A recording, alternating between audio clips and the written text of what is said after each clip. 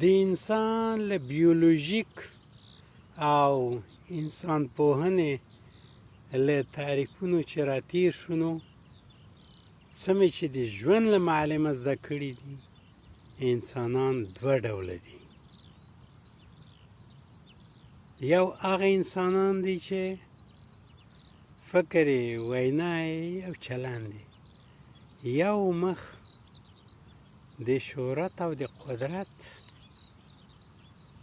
ترلاسه کولو او زیاتولو لپاره لګیا دي، او بل هغه انسانان دي چې ژوند دی او هر څه یې له مینې اوبه څښي.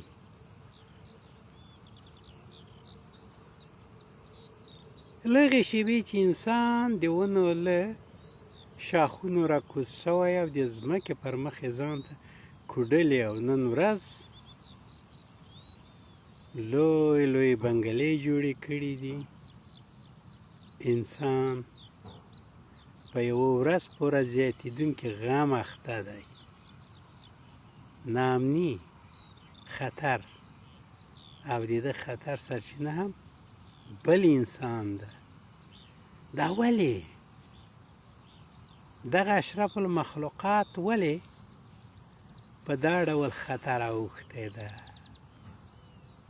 او اصلا پوښتنه دا ده چې ولې بل ماته په دا ډول خطر اوښتی ده؟ د انساني ټولنې ټول درد و غم و رنځ له همدې راټوکېدلی ده چې انسان د شهرت او د قدرت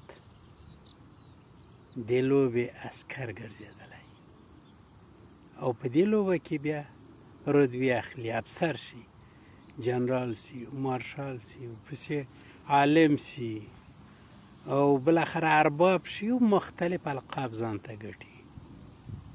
خو د ده ټول غصب کړی قدرت او شهرت به د بل د سر په بیه، د بل د ازادۍ په بیه او د بل د مال او دارایۍ په بیه جوړ شوی وي. نو ساده یې دغه ده، اسانه یې دغه ده چې موږ غواړو په کومه ډله کې واوسو. د مینهګرو په منځ کې او که د شهرت او د قدرت د وږیو، د شهرت او د قدرت د پاسوالو په ډله کې.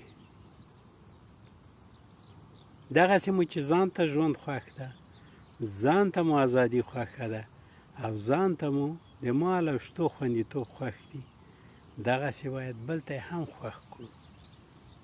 او دا هغه شیبه پیلېږي چې خپل ذهن، وینا او عمل فقط او فقط د مینې له مخې ولرو، یعنی هر څه مو له مینې اوبه وڅښي. زموږ فکر، زموږ وینا، زموږ کړنې یو مخ د مینې کښت و کار شي. دغه د بخت، هیر بخت، هغه بخت چې څومره ورباندې فکر کوې درنه لرې تښتي، هغه بخت چې څومره خپل زړه ته غوږ دی در نږدې کېږي، ځکه چې زړه مینه غږوي او ذهن د شهرت او د قدرت نغارې کړنګوي. راځئ تجربه وکړو، لویه ورځ مو په مخ کې ده.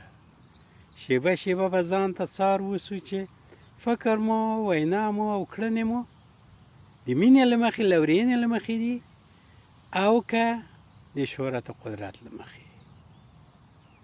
د دې اصل د پېژندلو لپاره بنیادي ټکی دغه ده، څه مو چې ځان ته نه خوښېږي بل ته هم باید نه خوښ نه کړو.